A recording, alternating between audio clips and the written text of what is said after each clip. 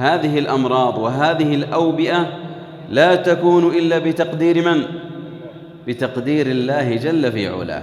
فتوكل على الله جل في علاه، وتذكر قول الله عز وجل: قل لن يصيبنا إلا ما كتب الله لنا وهو خير. ثم تأمل بقول الله عز وجل: ما كتب الله لنا، ولم يقل ما كتب الله علينا، فكل ما كتبه الله عز وجل لك فهو خير. ومما يدفع عنك بإذن الله عز وجل هذه الأمراض وهذه الأوبئة جاء عن النبي صلى الله عليه وسلم في ذكره وفي دعائه، كما صححه الإمام الألباني رحمه الله تعالى، أن النبي صلى الله عليه وسلم قال: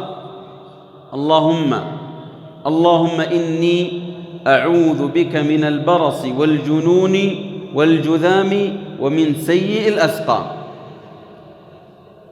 وتذكر أن من أذكار الصباح والمساء ما جاء عن النبي صلى الله عليه وسلم: بسم الله الذي لا يضر مع اسمه شيء في الأرض ولا في السماء، فالحامي هو الله جل في علاه. وتذكر قول النبي صلى الله عليه وسلم: من تصبح ب7 تمرات من تمر العجوة لم يضره سم ولا سحر، أو كما جاء عن النبي صلى الله عليه وسلم.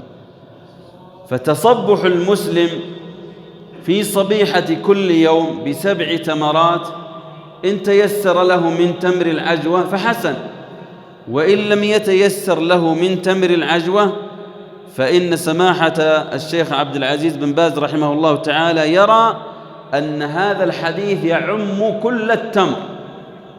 وأيضا العلامة الذكي المفسر النجدي الشيخ السعدي رحمه الله تعالى يرى أن التمر بإذن الله عز وجل عام في كل التمر الذي ذكره النبي صلى الله عليه وسلم. ثم عليك أن تتبع ما يأتيك من إرشادات ومن أوامر لتقيك بإذن الله عز وجل من هذا المرض. لا تورد نفسك على المرض ولا تترك الأسباب، بل افعل الأسباب التي تقيك بإذن الله عز وجل من هذه الأمراض.